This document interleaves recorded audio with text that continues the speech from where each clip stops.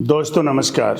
हमारे वेदों में, ग्रंथों में जो लिखा है उसको हम शब्दों से बताने की कोशिश तो करते हैं, लेकिन हम उस चीज को बता नहीं पाते हैं। उसका अपना ही महत्व होता है। मैं कुछ समय पहले श्रीमद् भगवत गीता को पढ़ रहा था। उसके अध्याय 9 के श्लोक 21वें में आदमी को स्वर्ग और उसके फलों के बारे में बताया है। वो कुछ इस तरह से था श्लोक, ते तम भुक्त्वा स्वर्ग लोकम विशालम। वो श्लोक था। तो फ्रेंक मुझे संस्कृत तो उतनी अच्छी तरह से आती नहीं है, लेकिन उसका जो अनुवाद होता है ना, उसको मैं बड़े ध्यान से पढ़ता हूँ। उसका मतलब ये होगा कि हम अपने कर्म करते हैं और अच्छे कर्मों का फल भोगने के लिए हम स्वर्ग में जाते हैं। स्वर्ग में जब हम उनके पुण्यों का फल भोग लेते हैं, हमारे बैलेंस जब खत्म हो जाता है, अच्छे कर्मों का बैलेंस जब खत्म हो जाता है, तो हमें वापस पृथ्वी पर आना पड़ता है। यानी वापस हमें मानव जीवन में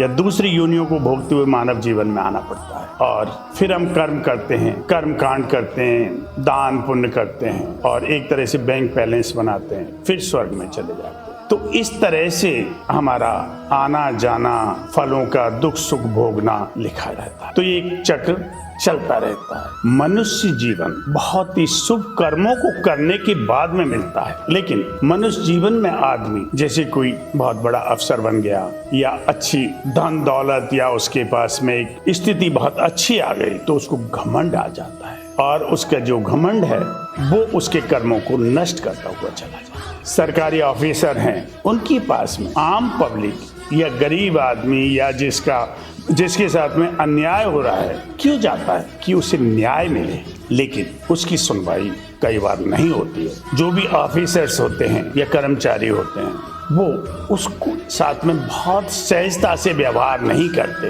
उसको एक नीचा समझते हैं और ये नहीं सोचते कि वो भी एक अपने आप में आत्मा है हमारी तरह। ठीक है, उसके कुछ कर्म ऐसे हैं जो हमारी तरह नहीं है। भाई देखो, एक चीज, आप एक ऑफिसर के पास में क्यों जाते हो? क्योंकि आपकी समस्याएं होती हैं और आप इस उम्मीद से जाते हो कि मैं वहां जा रहा हूं तो मेरी समस्याओं का निदान होगा, मुझे ढंग से सुनेंगे, लेकिन आप उन्हें टाइम ही नहीं दे पाते हो। या टाइम भी मिल गया, चले बात कर, हाँ बताओ क्या है, अच्छा ठीक है, ये नहीं होगा, ठीक है मैंने बोल दिया। इस तरह का कई बार रूढ़ व्यवहार कर देते हैं। कई बार 5-5 घंटे बिठा देते हो और वो बाहर आदमी बैठा हुआ है, पीए बोलता है कि साहब मीटिंग में है, जबकि साहब कोई मीटिंग में नहीं है, लेकिन साहब मीटिंग में। तो इस तरह का जो व्यवहार होता है ना, वो हमारे कर्मों को, जो अच्छे कर्म हैं उन्हें नष्ट कर रहा है। मेरा यहाँ किसी की बुराई भलाई करना नहीं है। मेरा उद्देश्य जो लोग अच्छी स्थिति में हैं उनसे यही प्रार्थना करनी, भाई तुम अच्छे कर्म करके इस स्थिति पे आए हो, अपने अच्छे कर्मों को खत्म ना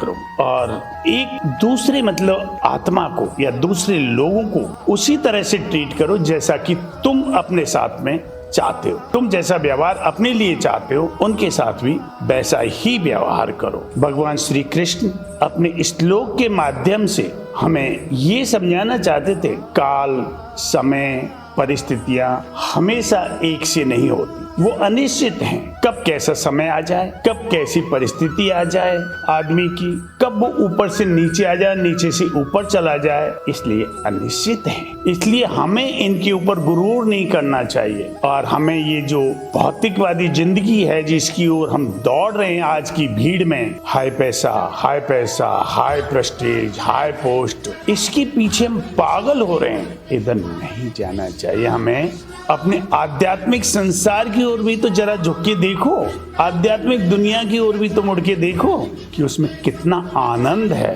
कितना संतोष है। अब एक चीज और बताना चाहता हूं मैं आपको, सुख और आनंद दोनों में जमीन आसमान का फर्क है। भौतिक चीज हमें सुख दे सकती है, आनंद नहीं। आनंद तो केवल प्रभु की कृपा से ही मिलता है। जब उसके चरणों में हम मत्था टेकते हैं, उसे कहते हैं कि मालिक तेरे अलावा मेरा कौन है, तो जो आनंद की अनुभूति होती है ना, उसकी कोई मूल्य नहीं होता और वो अनंत होता है। इसलिए दोस्तों, मेरी आपसे यही प्रार्थना है कि हमें आध्यात्मिक संसार की ओर तो मुड़ के देखना ही चाहिए, जिससे हमारा ये जन्म भी अच्छा होगा और अगला जन्म भी अच्छा होगा। थैंक यू दोस्तों, थैंक यू, नमस्कार।